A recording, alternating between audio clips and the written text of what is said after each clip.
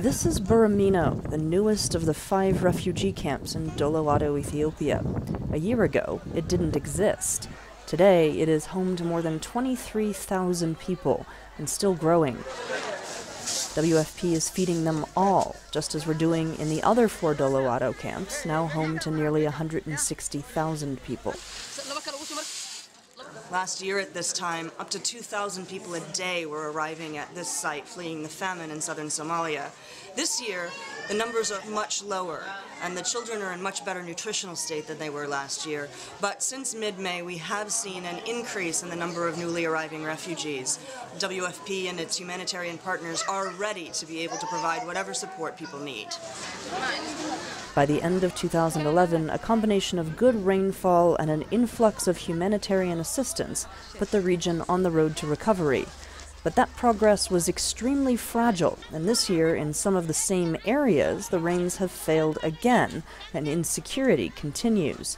Famine is not expected to return to the region, but many of these families just have not had enough time to recover yet.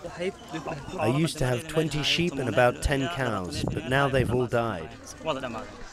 Throughout Ethiopia, WFP is feeding nearly 330,000 refugees and more than 500,000 in neighboring Kenya. Those numbers continue to grow. WFP and its partners continue to be there for them. In addition to general food rations for refugees, we're helping young children and their mothers recover from malnutrition with specialized products.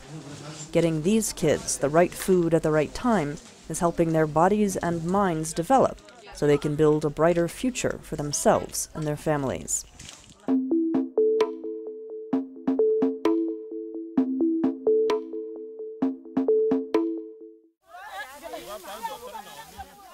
It's harvest time in Ivory Coast, but this rice is not destined for the dinner table.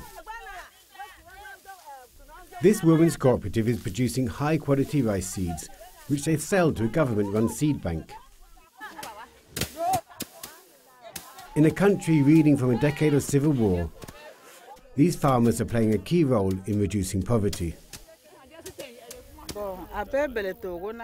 Madame Nandia Fofana is president of this co-op. They started growing rice for seeds 2 years ago and are already reaping the benefits. Before, it was only suffering, suffering, suffering. There wasn't any food to eat.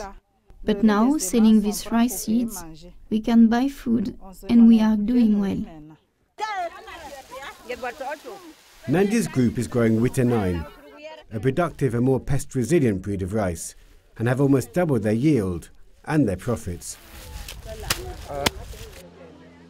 For Nandia, a widow with 3 children, more earnings means more independence, especially in a country where women are responsible for growing over half the food, but rely on men for access to land.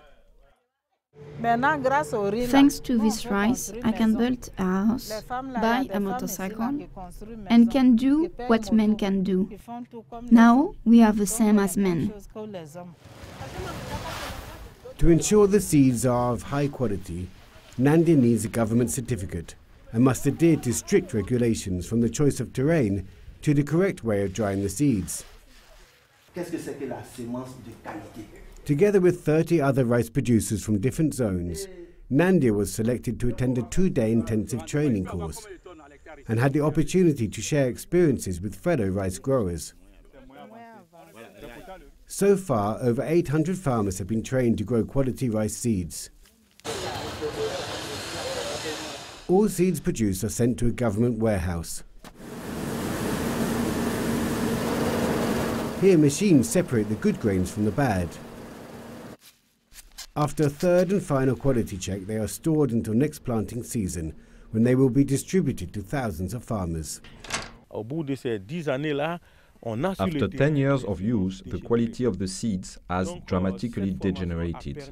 This training has enabled farmers to get good quality seeds and has meant that their yield has increased greatly. Le rendement au niveau des producteurs s'est vraiment amélioré. It is not only rice. Maize, yams and cassava cultivations are all being improved through this project, which is part of the European Union's €1 billion food facility and is managed by IFAD, the UN agency dedicated to rural development.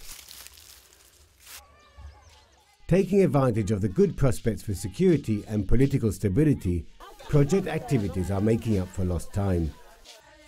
In Ivory Coast, fighting poverty goes hand in hand with keeping peace.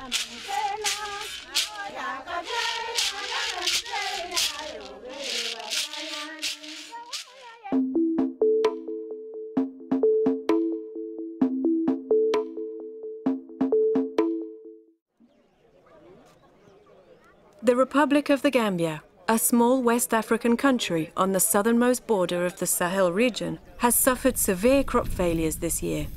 Last year saw a drop of more than 70% in total crop production due to poor rains. 2 bad years and soaring food prices have left more than half the country's population without enough food. People are really struggling now to get food. If you have 10 people in your family, you spend your time thinking about where you can get food. It is our biggest problem. And how can we grow another crop next year? What will we use for seeds? It is a big problem. And we've already sold off all the farming tools that we had. When food and resources are this scarce, nothing can be wasted, and every effort to add to the value of what little you have makes a real difference.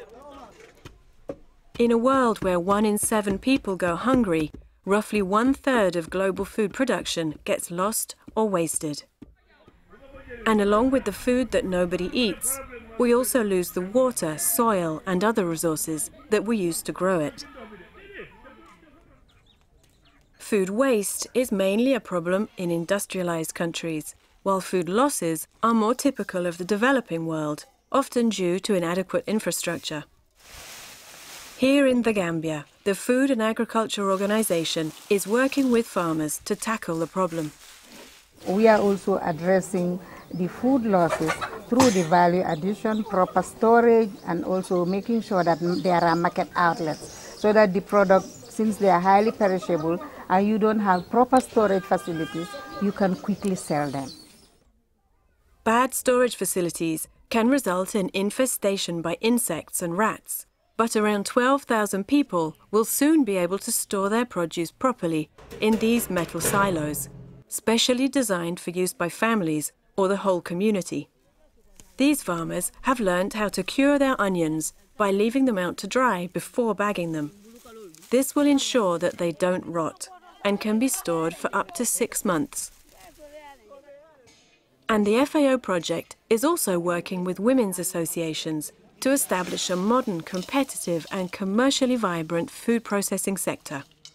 Hibiscus flowers, which were often thrown away when preparing the leaves for cooking, are now processed to become jam and juice and are an important source of income. This initiative helps us be more self-sufficient.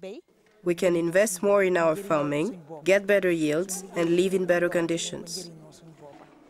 As smallholders, we work hard, but we also reap the benefits. All we have is agriculture, so we are interested in anything that can make us more self-sufficient. Thanks to effective marketing techniques, the products are being sold throughout the country. This additional source of income makes a real difference for small-scale farmers whose livelihoods are threatened by poor harvests.